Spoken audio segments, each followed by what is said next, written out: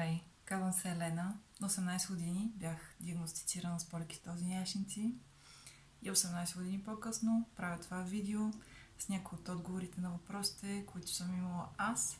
Най-вероятно имаш и ти. Всичко, което споделям като информация, не е медицински съвет. Това е мой личен опит, лични проучвания, експерименти.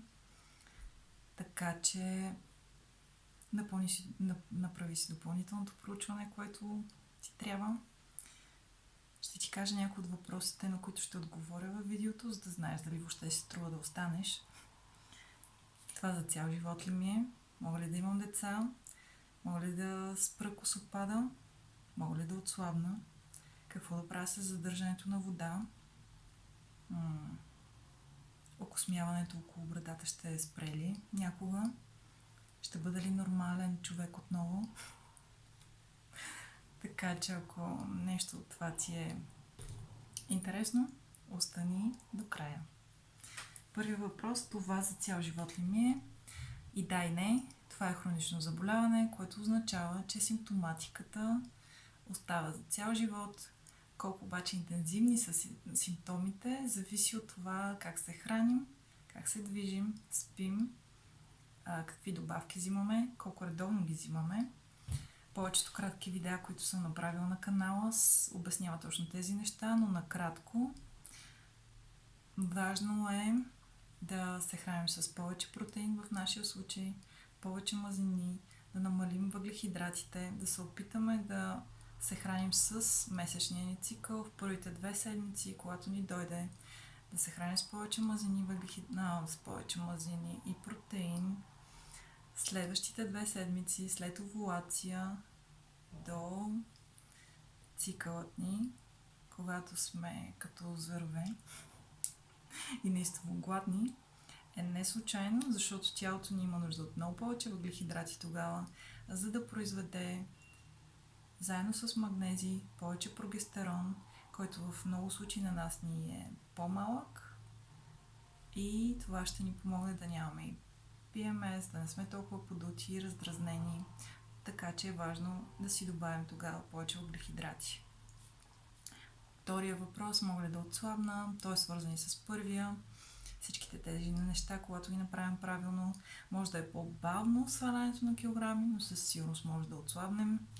И е важно да видим дали не сме и подути, а не само с повече килограми. Да, ще говоря и за това сега. Млечни и пшеница.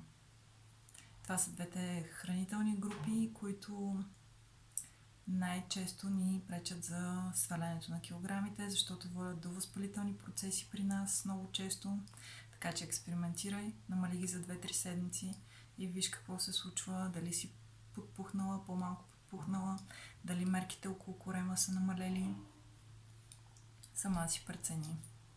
Но си струва да експериментираш поне за кратко време. Мога ли да имам деца? Да, можеш да имаш деца. Това, което е важно при нас, е да подпомогнем нашата овулация и втората част на цикъла, което означава, че ни трябва, както казах, повече въглехидрати, повече магнезии. Растителна добавка, която помага също много, е Agnus castus, или мисля на български Аврамово дърво. Разбира се, не е медицински съвет. Както казах и в началото на видеото, направи си проучване. Мога ли да намаля окосмяването? Окосмяването и акнето при нас е свързано с повече андрогенни хормони, повече тестостерон, така че можеш да го намалиш драстично. Нещата, които трябва да направиш, е да добавиш цинк, Б-витамини, омега-3. Имам чувство, че повтарям едно и също, наистина работи. Също така да видиш при теб колко въглехидрата са прекалено много, защото въглехидратите влияят също на всички тези процеси. И добавки като... сега ми излезе от главата. Мяу!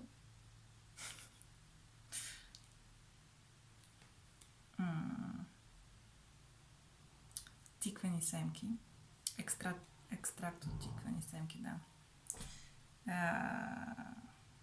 Мога ли да тренирам без да ми прилушава? Е друг въпрос. Можеш да тренираш, но като цяло кардиото ти трябва да се сведе до разходка, защото при нас ние сме много по-чувствителни, когато става дума за хормони на стреса. Така че аз ти препоръчвам разходки и силови тренировки, за да засилиш метаболизма. Колкото повече мускулна маса имаш, толкова по-лесно е да се справиш с инсулиновата резистентност, която при нас е общо взето в основата на пирамидата на всичките ни проблеми. Друго е задържаната вода. Там имам две перспективи. Едната е лимфната система не се движи от само себе си.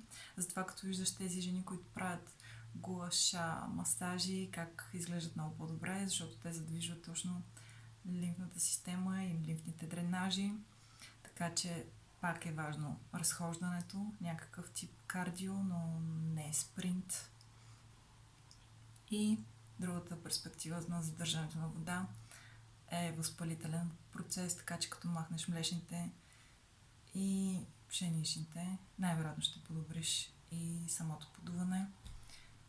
Ако имаш ти някакви допълнителни въпроси, задай ми ги в коментарите. Както виждаш, надявам се да ме чуваш добре, защото още нямам микрофон, но ще положа повече усилия в бъдеще.